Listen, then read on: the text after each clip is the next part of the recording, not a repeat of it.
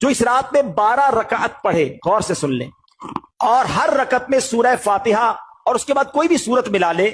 اور ہر 2 رکعت پر التحیات پڑھے، اور پوری 12 رکعت پڑھنے کے بعد سلام پھیرے، یعنی ایک ہی سلام سے پڑھنی ہے 12 رکعتیں، ہر 2 رکعت بعد التحیات پڑھ کے پھر کھڑے ہو جائیں، سورہ فاتحہ کے ساتھ کوئی بھی سورت ملا لے، بہتر ہے 3 بار سورہ اخلاص پڑھ لیں، ٹھیک ہے۔ اب جب 12 رکعتیں پوری ہو جائیں تو پھر آپ نے 3 تسبیحاں پڑھنی ہے، 100 بار کیا پڑھنا ہے؟ سبحان اللہ والحمد للہ ولا الہ الا اللہ واللہ اکبر، یہ 100 بار پڑھیں۔ پھر 100 بار استغفار پڑھ لیں، استغفر اللہ استغفر اللہ ربی من کل ذنب واتوب الیہ، یہ پڑھ لیں، اور پھر 100 بار درود پاک پڑھ لیں۔ جب یہ وظیفہ کمپلیٹ ہو جائے تو نبی پاک فرماتے ہیں